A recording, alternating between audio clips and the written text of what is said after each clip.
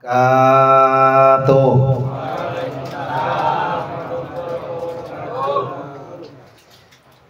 Mulutnya dimakan Pak ya, kupingnya didengerin.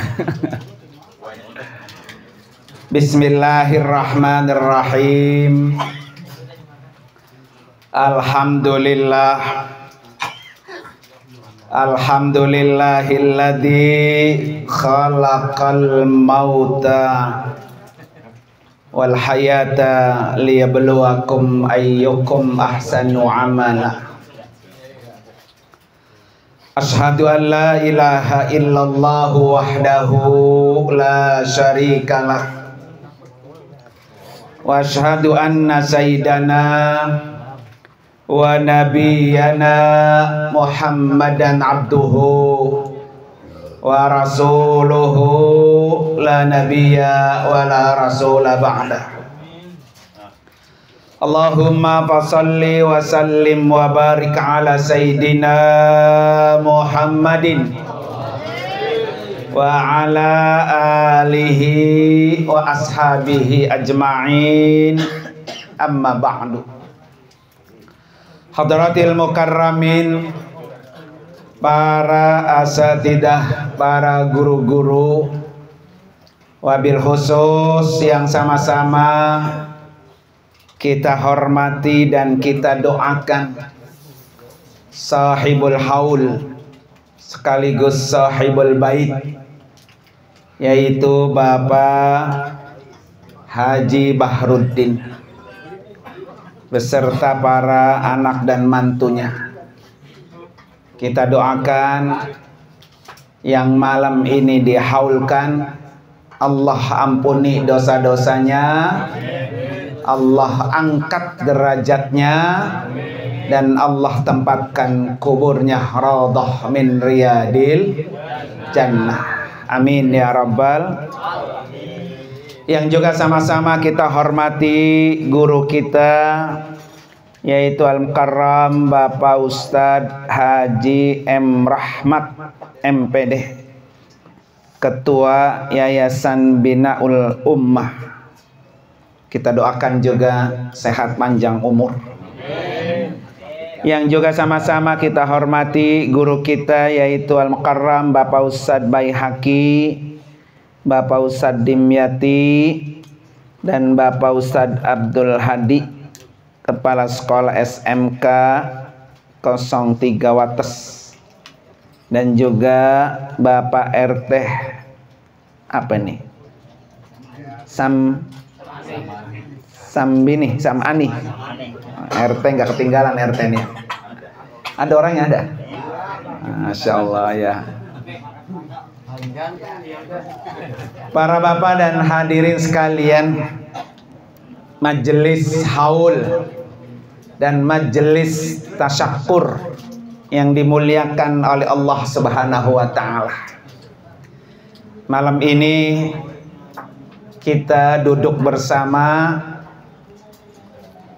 mendoakan, pertama doakan buat orang yang dihaulkan. Yang kedua, doakan tempat di mana kita duduk ini adalah tempat baru yang akan dijadikan sebagai rumah makan Abah Catering. Ya, tuh ada dua niatnya ya. Niat pertama apa? Haul. Niat kedua, selamatan. Abah pinter nih, acara sekaligus jadi satu. Biar satu kali acara, satu kali ngundang ya. Tapi insya Allah dengan niat, ya, orang itu dicatat tergantung niatnya. Innamal a'malu. Nah, kalau niatnya banyak, maka pahalanya juga apa? Banyak. Para bapak hadirin sekalian, di dalam hidup kita ini ada 3 yang kita minta keselamatan. Ya, kita kan sering minta doa selamat gitu ya. Dalam hidup kita ada 3 yang kita harus selamatkan. Ya, ada berapa Pak? 3. Yang pertama, salamatul jasadi. Yang harus kita selamatkan adalah selamat jasad kita, badan kita. Karena orang kalau badannya selamat, biasanya panjang umur.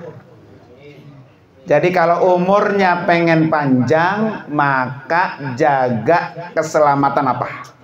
Jasad. Ya, orang kan cepat mati itu karena banyak apa? Penyakitnya. Masih muda-muda, 40 tahun ya, udah kena gula. Akhirnya krepes apa? Habis dah Pak ya. Atau umpamanya masih muda, udah kena stroke ya. Macam-macam. Makanya kata ulama, salamatul jasadi qillatut ta'am. Selamatnya jasad kita itu kalau sedikit apa? Makan. Nah ini kan kalau belum sampai leher kita makan apa? Belum berhenti ya. Apalagi kalau makannya kayak malam ini tinggal makan doang Pak ya. Ayo aja pokoknya kalau belum sampai leher. Nah, belum kenyang belum apa? Belum ngasoh. Padahal kata ulama, selamatnya jasad kita karena sedikit makan.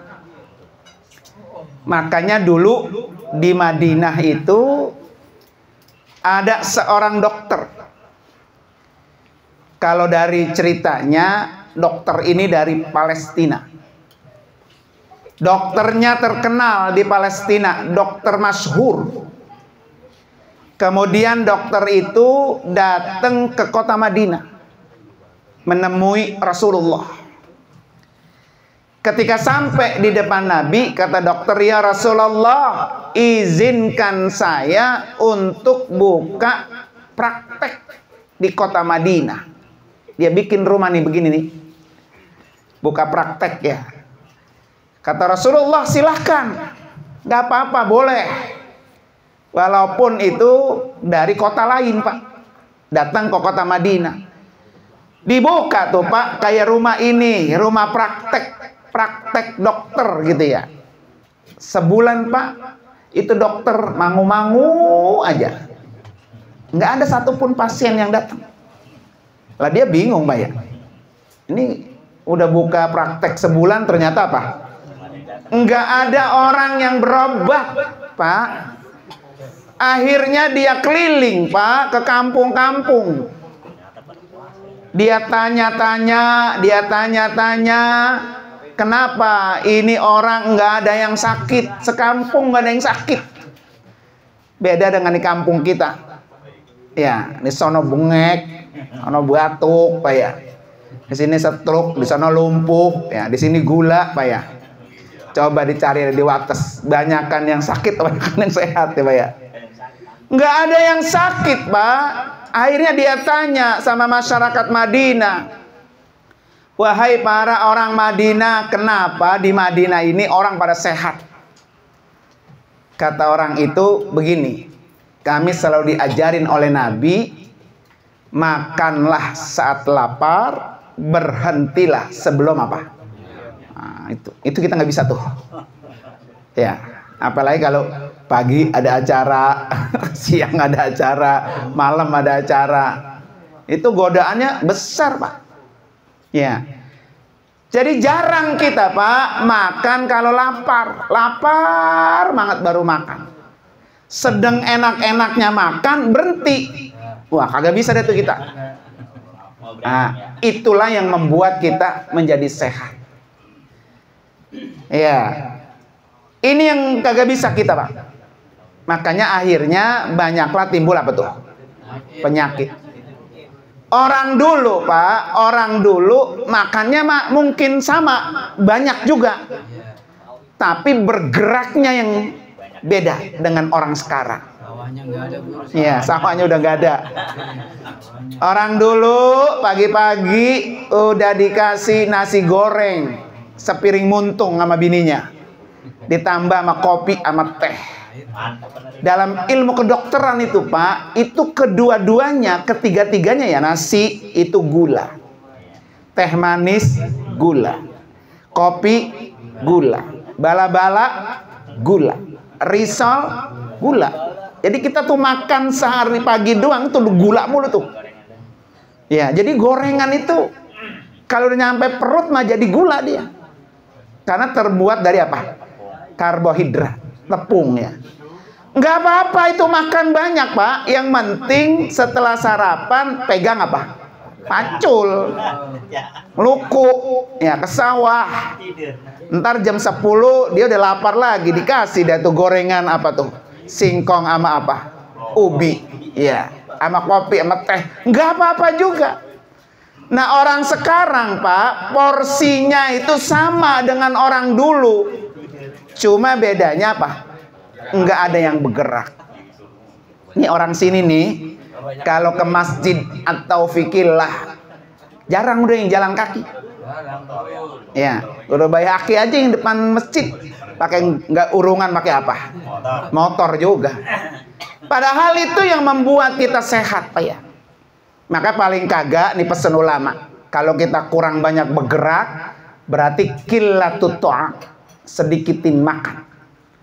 Dengan cara apa? Sedikit makan itu puasa. Maka puasa itulah yang menyehatkan orang. Puasa Daud ya, hari ini puasa, besok enggak, lusa puasa. Kali berat puasa Senin dan Kemis. Kali berat puasa Ayyamul Bid. Itu dalam rangka menyehatkan tubuh seseorang. Nah ini karena makannya banyak, puasanya apa? Ora. Akhirnya apa tuh? Gula nambah, kolesterol nambah, asam urat nambah, hipertensi nambah, umpul dah semuanya itu Pak. Ya, komplikasi dah. Ujung-ujungnya apa? Masuk rumah sakit Pak ya. Belum ditambah Pak, penyakit yang eksternal. Bini di rumah ngomel mulu mamanya ya. Tambah tuh ya. Lihat pendaringan, beras kagak ada, cabai kagak ada, bawang kagak ada, nambah. Anak dari sekolah dapat surat apa? Tagihan dari Ustaz Rahmat. Ya, nambah lagi ya. Stres itu Pak. Nah, makanya pesan ulama itu selamatkan jasad kita. Ya Pak ya. Maka kata ulama Pak, ada 10 doa biar selamat yang jangan ditinggal. 10 doa Pak. Nih Bapak doanya apal nih 10-10-nya nih. Dan tiap hari Pak baca 10 doa ini biar selamat. Allahumma inna nas'aluka salamatan fid din. Tuh, 1. Kita mohon biar agama kita apa? Selamat. Wa ziyadatan fil ilmi. Setiap hari kita nambah ilmu. Jadi kalau nambah ilmu itu Pak, kata Imam Ali, al ilmu ya harus suka. Ilmu itu yang akan melindungi kamu. Termasuk ilmu kesehatan tadi. Ya, jadi tiap hari itu kita harus tambah ilmu kita. Tambah ilmu kita supaya apa? Supaya kita dilindungi oleh ilmu kita. Salamatan fid din wa ziyadatan fil ilmi. Ketiga, wa barakatan fir rizki. Rezekinya apa tuh?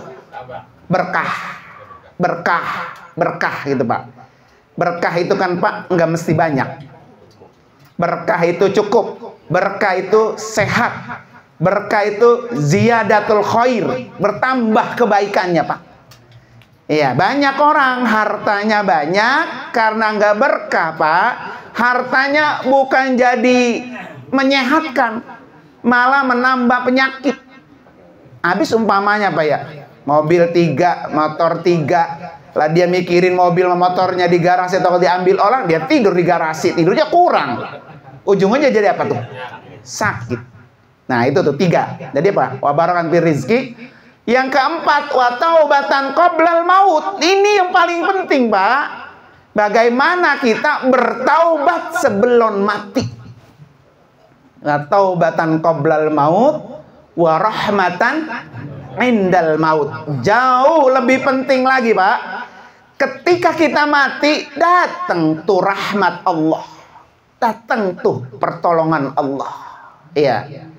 Kemudian wa magfiratan ba'dal maut. Ketika kita di alam kubur, itu mendapatkan ampunan Allah Subhanahu wa ta'ala. Terus apa, Pak? Allahumma hawwin alaina fi sakaratil maut. Ya Allah, mudahkan kami ketika bertemu dengan sakaratil maut. Karena orang begini, Pak. Ya, hal yang paling ditakutin sakaratil maut, Pak. Ketika ruh kita dicabut, itu yang paling ditakutin. Karena ada kata ulama mengatakan apa? Sakitnya sakaratil maut itu seperti apa, Pak? Nih, perut kita ini ditusuk pakai besi, apa tuh, rantai yang ada paku-pakunya tuh. Kenal, Pak? Itu yang kalau di pinggir jalan tuh. Pagar paku. Itu dimasukin ke perut kita, terus ditarik itu. Paku itu ditarik tuh. Tuh segitu sakitnya sakaratil maut tuh. Ya, makanya kenapa orang ketika sakaratil maut itu diiringi dengan tahlil, diiringi dengan yasin, biar rasa sakit sakaratil maut itu paling tidak apa? Ringan, Pak. Makanya kita minta tuh dia diselamatkan. Allahumma hawwin alaina fi sakaratil maut. Udah mati, Pak, wan najata minan nar. Selamatkan kami dari siksa api neraka. Wal afwa indal hisab, tuh yang ke-10 tuh. Maafkan kami Allah ketika dihisab. Nah, yang dihisab pertama apa, Pak? Sholat. Itu yang pertama tuh. Supaya kita dimaafkan, Pak, ketika kita dihisab, perbaiki sholatnya. Ya, gitu gampang dah tuh. Jadi kalau kita pengen dimaafkan hisab kita, maka perbaiki apa? Sholatnya. Kenapa sholat ini, Pak, menjadi tolak ukur orang itu bisa selamat? Ya, nah itu pesan Rasulullah. Awwalu ma yuhasabu yaumal qiyamati as-sholat. Yang pertama kali diminta dihisab, Pak, ya, itu sholat. Fa in sholahat, kalau sholatnya bagus, rapi, Pak, faqad aflaha wa anja. Dah selesai dah, berhasil tuh orang sukses dah. Tapi kalau sholatnya berantakan, Pak, ya, jarang-jarang sholat diremehkan, sering ditinggal pamannya, Pak, ya, maka kata Nabi, faqad khaba wa khasara. Orang ini rugi, Pak. Maka dalam Al-Quran, Pak, coba lihat surah Hud ayat 114. Sholat itu, Pak, Allah sebut dalam ayat itu, Pak, al-hasanat.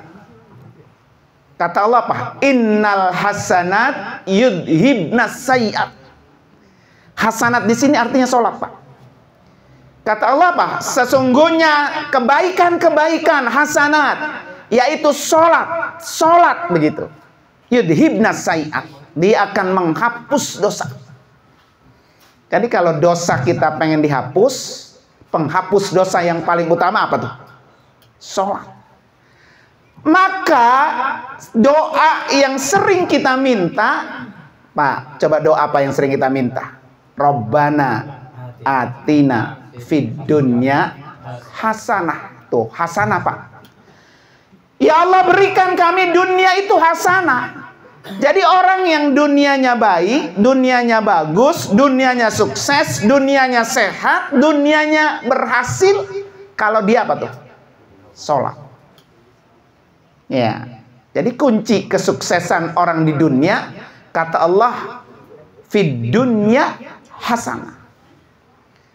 Kemudian wafil akhirati hasanah. Nah ini yang tadi pertama kali dihisab adalah sholat. Jadi kalau orang sholatnya rapi, sholatnya bagus, fil akhirati hasanah, di akhiratnya dia juga akan hasanah. Jadi nilai sholat yang kita kerjakan di dunia itu akan membawa hidup kita hasanah di akhirat. Bahkan bukan hanya hasanah, Pak, wa qina azabannar. Jadi di akhirat itu kita hidupnya hasanah, dan Allah jauhkan dari siksa api apa? Neraka. Ya, coba Papa lihat dah. Setiap perintah Allah itu, Pak, setiap perintah Allah ya, itu pasti ujungnya ada kata la'allakum tattaqun atau uiddat lil muttaqin. Kayak puasa, Pak. Puasa itu kan sudah masyhur ya ayatnya ya. Kutiba alaikumusiyam kama kutiba alal ladina min qablikum la'allakum tattaqun. Paham semua, hafal semua, bahkan sudah nyaris di luar kepala, Pak. Tapi kalau kita teliti, Pak, kita dalami, Pak, kenapa di ujung ayat perintah puasa ada tatakun? Kenapa, Pak? Karena takwa itu adalah bekal buat kita mati. Ya, maka dalam ayat lain watazawwadu gitu kata Allah. Berbekalah kamu, dan sepaling-paling baik bekal adalah apa tuh? Takwa. Artinya apa, Pak? Sholat itu bagian dari takwa. Puasa bagian dari takwa. Artinya sholat itu bekal buat kita pulang kampung. Puasa juga bekal buat kita pulang kampung. Sehingga ketika kita di dunianya ini sudah punya bekal, maka di akhiratnya dia akan tenang. Hasanah. Itulah tadi. Coba Bapak lihat dah. Semua perintah-perintah Allah pasti di ujungnya ada tatakun. Kayak apa? Wasari'u ila magfiratim mir rabbikum wa jannatin arduhas samawati wal ard uiddat lil. Surah Al-Baqarah ayat pertama, alif lam mim dzalikal kitabula raiba fi hudan lil muttaqin. Apa tuh Pak artinya, Pak? Orang yang mendapatkan hudan, orang yang mendapatkan hidayah, itulah orang-orang yang bertakwa, dan itu bekal buat kita berada di alam akhirat. Maka sekarang tugas kita, Pak, cari bekal sebanyak-banyaknya. Ya, bekal sholat jangan ditinggal, bekal puasa jangan ditinggal, bekal zikir istighfar itu tadi wasari'u ila magfirah, itu bekal istighfar jangan ditinggal. Bekal zikir kayak begini nih, majelis-majelis ini jangan ditinggal. Karena ini bekal, Pak. Bekal buat kita hidup di alam akhirat. Ya, makanya kenapa ada haul itu? Dalam rangka nambahin bekal. Bekal buat kita yang hidup, bekal buat orang yang kita apa tuh? Haulkan. Maka beruntung orang yang mati punya anak soleh. Kenapa orang punya anak soleh beruntung, Pak? Kata ulama begini, al-waladu soleh fid dunya yanfa. Kalau orang itu anaknya soleh, bagus semua, di dunianya udah bermanfaat. Itu anak soleh tuh. Di dunianya juga bermanfaat. Jangan sebaliknya, jadi anak tukang makan hati orang tua mulu. Ya, gitu ya. Jadi kalau anak selalu makan hati orang tua, bikin orang tua kesel, bikin orang tua marah, bikin orang tua benci, berarti kan sebaliknya, Pak, bukan termasuk anak soleh. Ya, anak soleh itu fid dunya yanfa. Di dunia aja sudah apa tuh? Bermanfaat. Wa fil qabri, Pak, anak soleh itu di kuburan yarfa. Dia akan mengangkat derajat orang yang di alam kubur. Nah, termasuk almarhum yang dihaulkan, Pak, ya, karena anaknya soleh, Pak, ya, dihaulin. Dalam rangka apa, Pak? Haulnya mengangkat derajat supaya orang tua yang di alam kubur, kalaupun sedang terpuruk, Pak, berkat doa, berkat zikir, berkat majelis haul ini, Allah yarfa, Allah angkat derajatnya. Dan yang ketiga, waladun soleh fil akhirati yashfa. Anak soleh di akhirat itu apa? Dapat memberikan syafaat. Nah, tugas kita nih yang masih hidup, Pak, ya,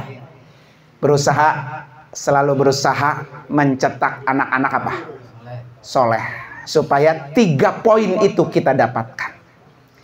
Nah, para bapak hadirin sekalian, itu yang pertama yang kita perlu selamatkan. Salamatul jasadi qillatut ta'am. Yang kedua, salamatur ruh. Tadi bagian luar, sekarang bagian dalam. Nyelamatin ruh. Ruh kita ini, Pak, perlu diselamatkan. Bukan hanya jasad doang yang kita selamatin, bukan. Karena jasad masuk kuburan apa? Habis dimakan tanah sama dimakan apa? Cacing. Ya. Tapi yang utuh itu ruh kita, Pak. Maka kata ulama, salamatur ruh qillatul asam. Menyelamatkan ruh itu dengan sedikit dosa. Ya, hal-hal yang berbau dosa udah dibuang jauh-jauh. Karena kesian sama ruh kita, Pak. Nanti ruh kita yang bertanggung jawab. Jasad ini Pak kan diiris, dipotong, ya sakit nggak tuh? Sakit. Masuk ke dalam liang kubur, habis dimakan cacing. Ruh kita yang akan bertanggung jawab. Makanya orang mati itu dipisahin antara jasad dengan ruh. Ketika ruhnya udah nggak nemplok di badan orang, maka jasad itu jadi kaku, udah nggak hidup. Ya udah kayak boneka begitu. Selesai dia ditinggal.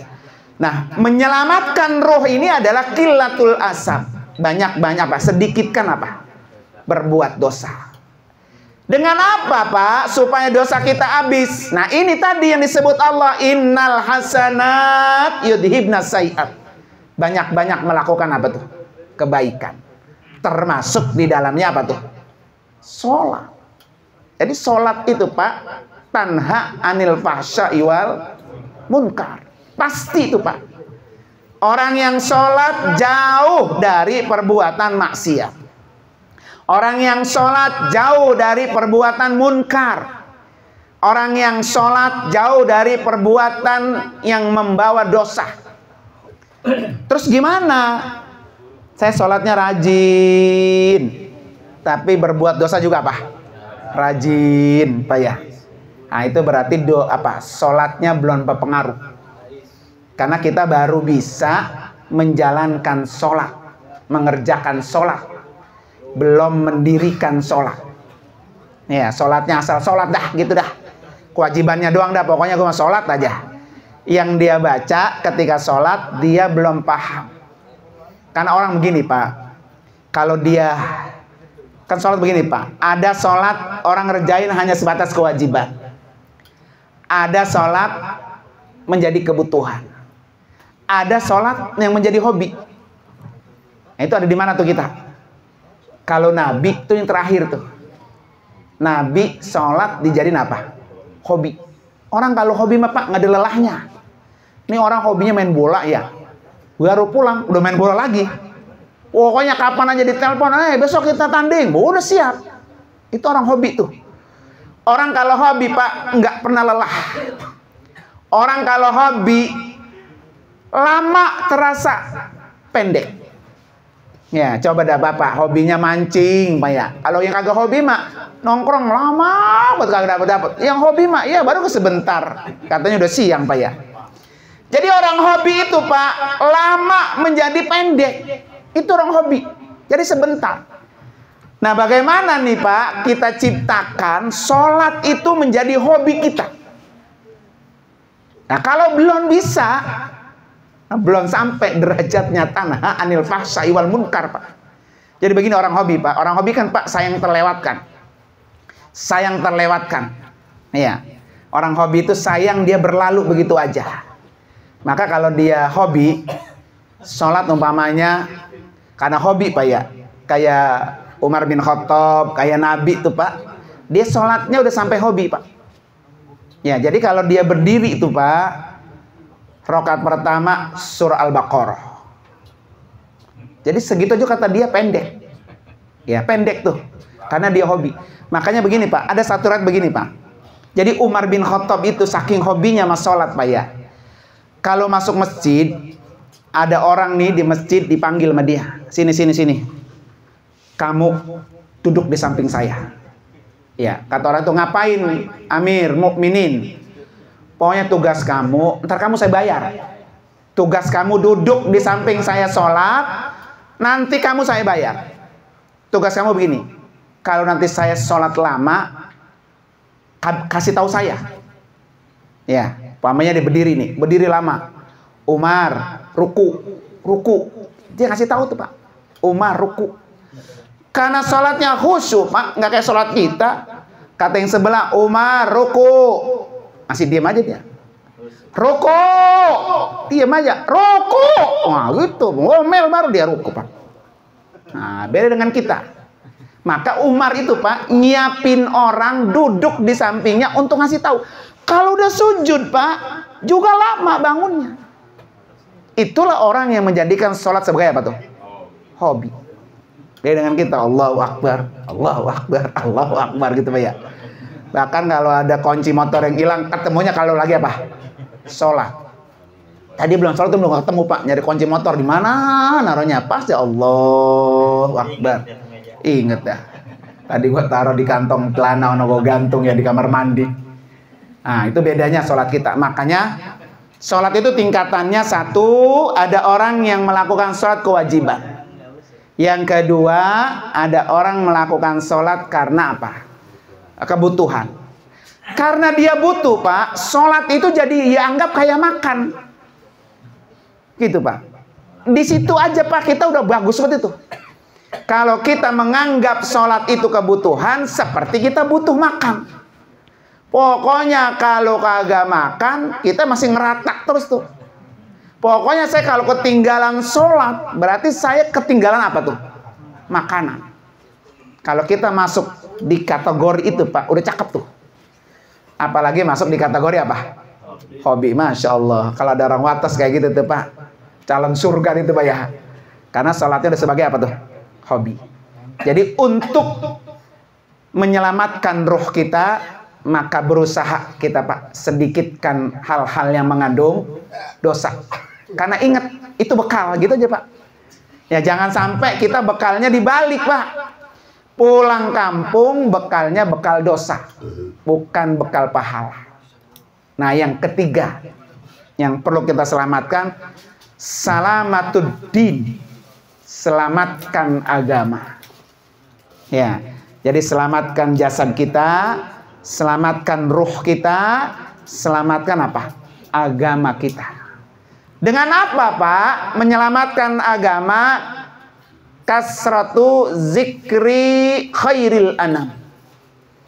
Sering-sering menyebut orang yang paling baik, orang yang paling benar, orang yang paling bagus, yaitu Rasulullah Sallallahu Alaihi Wasallam. Nah itu Pak. Jadi sering-sering menyebut nama Nabi, bersolawat Pak ya, itu orang sudah salamatuddin, menyelamatkan agama. Kenapa menyebut Nabi itu bagian dari salamatuddin Pak? Karena agama Islam itu dibawa oleh beliau, oleh Nabi. Ya. Jadi dengan kita mengingat Nabi, menyebut nama Nabi, pasti akan menjalankan sunnah-sunnah Nabi. Ya, sunnah-sunnah Nabi inilah yang akan menyelamatkan apa tuh? Agama kita. Yaitu dengan bersolawat banyak-banyak. Ya, terutama kayak bulan Sya'ban, terutama kayak hari Jumat. Nah, hari Jumat itu Pak, hari dimana kita diperintahkan banyak-banyak bersolawat. Supaya agama kita apa tuh? Selamat. Ya. Maka jangan pernah berhenti dah tuh. Ya, biar jasmani kita sehat, ruh kita juga sehat, agama kita juga apa tuh? Sehat. Ya. Maka insya Allah nih, ini tempat Pak ya. Kalau si Pak Abah sama ya, Abah ya, Babe ini udah tahu dia, beliau doanya apa? Rabbi anzilni munzalan mubarakan wa anta khairul munzilin. Ya Allah, tempatkan kami di tempat yang penuh dengan keberkahan. Dah itu baca tuh setiap saat Pak ya. Karena kalau bahasa saya begini Pak, di mana aja kita nemplok berkah. Makanya doa ini Pak, ini saya selalu warisin setiap jamaah, baik haji maupun umroh. Ya, pokoknya baca nih tiap hari. Rabbi anzilni munzalan mubarakan wa anta khairul munzilin. Ya Allah, pokoknya tempatin saya, ya Allah, taruh saya, ya Allah, letakin saya, templokin saya, begitu ya. Di tempat templokan yang apa? Berkah. Gitu. Di mana aja kita nemplok, pokoknya berkah dah. Ya, itu dari Allah Subhanahu wa taala. Terutama lagi Pak ya, kita punya rumah, kita punya kandang begitu Pak ya. Itu biar Allah turunin keberkahan. Kalau berkah itu Pak, orang betah di situ. Walaupun rumahnya kurang bagus Pak, kalau berkah betah dia, nyaman, hatinya plong. Tapi kalau orang yang tidak munzalan mubarakan Pak, rumahnya bagus ya, tidurnya di kasur mewah, tapi hatinya apa tuh? Gelisah. Nah, itu disebut yang tidak munzalan mubarakan, yang tidak berkah Pak ya. Terutama kalau haji Pak ya. Besok nih hajian nih Pak Abah Baharudin ini insya Allah Pak ya. Kita bulan habis lebaran kita kumpul lagi di sini Pak. Walimatus safar, mengantarkan beliau berangkat haji. Ya. Hari ini tadi saya ke Depak seharian full Pak. Emang lagi ngurus.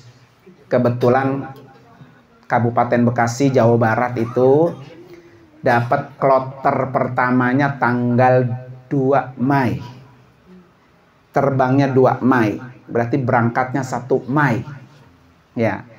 Saya tadi ke sana ke Depak, saya bilang, "Bu, udah tuh dah Yarin KBH Wafiz Al-Amin Center ngambilnya 1 Mei aja." Kenapa 1 Mei? Kloter pertama. Ya. Se-Indonesia itu Pak, kloter pertama tanggal 1 Mei itu. Se-Indonesia, Jawa Barat termasuk dapat tuh. Dan pas jatahnya Kabupaten Bekasi. Kalau nggak kegeser tuh Pak, kalau nggak kegeser ya. Kenapa 1 Mei? Saya bilang 1 Mei itu pas hari jadinya WAC. Wafiz Al-Amin Center itu miladnya 1 Mei. Dulu diresmikannya tuh. Di Asrama Haji Kota Bekasi. Ya, jadi pas miladnya WAC, pas pertama keberangkatan hajinya WAC, pas juga kloter pertama se-Indonesia. Nah, pas tuh. Mudah-mudahan saya kata Allah berikan kelancaran kemudahan Pak ya. Enaknya Pak, kloter tuh yang enak pertama dan terakhir gitu Pak. Ya, kalau mau pertama kalian, kalau terakhir sekalian. Kenapa? Kalau pertama itu Pak, kita sendiri-sendiri itu kita doang di sono. Belum ada yang datang. Ya, sedikit, masih lega. Transportasi dewek-dewek. Hotel masih gelambang-gelombong gitu ya, masih kosong. Masjidil Haram masih kosong. Orang yang layan masih fresh. Ya, petugas-petugas. Di bandara juga petugasnya masih pertama. Kan orang pertama datang. Ya kan? Nanti orang sedang membludak banyaknya, pulang kita. Ya, kalau terakhir dibalik. Datang dia sedang orang membludak. Nanti pulang udah sepi, tinggal dia doang belum pulang. Nggak begitu. Ya. Ya, orang-orang orang-orang udah pada pulang, dia belum pulang, masih ada gitu, Mas. Saya yang sering terakhir. Dulu kan sering ya, sama takwa terakhir. Nah, ini saya mau coba insya Allah. Doain mudah-mudahan pertama apa yang kita rencanakan itu selalu Allah bimbing Pak ya. Biar lancar. Yang kedua, minta munzalan mubarakan. Dimana kayak tempatnya udah pokoknya munzalan mubarak. Ya, tempatnya penuh dengan keberkahan. Dan yang ketiga, kami mohon supaya besok pas berangkat jamaahnya banyak Pak ya, karena memang sedang lagi diurus yang lain-lainnya. Mudah-mudahan mari baca Fatihah Pak. Mudah-mudahan pertama haji KBH Wafiz Al-Amin Center semuanya Allah kasih keberkahan, lancar tidak ada apapun. Kemudian jamaahnya banyak, minimal 1 atau 2 bus dah. Ya, mudah-mudahan Pak ya. Ala hadini al-Fatihah. A'udzubillahi minasyaitonirrajim. Bismillahirrahmanirrahim. Alhamdulillahirabbil alamin. Arrahmanirrahim. Maliki yaumiddin. Iyyaka na'budu wa iyyaka nasta'in. Ihdinas siratal mustaqim. Siratal ladzina an'amta 'alaihim ghairil maghdubi 'alaihim waladdallin. Amin. Yang kedua, Fatihah ini khusus buat arwah almarhumin, almarhumat yang dihaulkan. Allah angkat derajatnya, Allah ampuni dosa-dosanya, dan Allah tempatkan kuburnya raudhah min riyadil jannah. Ala hadini al-Fatihah. A'udzubillahi minasyaitonir rajim. Bismillahirrahmanirrahim. Alhamdulillahirabbil alamin arrahmanir rahim maliki yaumiddin iyyaka na'budu wa iyyaka nasta'in ihdinas siratal mustaqim siratal ladzina an'amta 'alaihim ghairil maghdubi 'alaihim waladdallin amin. Fatihah yang ketiga, Pak, buat tempat ini ya, biar Allah jadikan tempat yang penuh dengan keberkahan, lancar usahanya, kemudian Allah lipat gandakan. Karena terus terang, Pak, kalau Abah catering saya tahu betul, memang hasil catering yang bisa membuat beliau bisa menjadi tamu Allah. Ya, mudah-mudahan biar tambah berkah. Berkah usahanya, berkah tempatnya, berkah juga berbaginya. Ya, ala hadiniya al-Fatihah. A'udzubillahi minasyaitonir rajim. Bismillahirrahmanirrahim. Alhamdulillahirabbil alamin arrahmanir rahim maliki yaumiddin iyyaka na'budu wa iyyaka nasta'in ihdinas siratal mustaqim siratal ladzina an'amta 'alaihim ghairil maghdubi 'alaihim waladdallin amin. Terima kasih dan mohon maaf. Hadanallahu wa ikum ajmain. Assalamualaikum warahmatullahi wabarakatuh.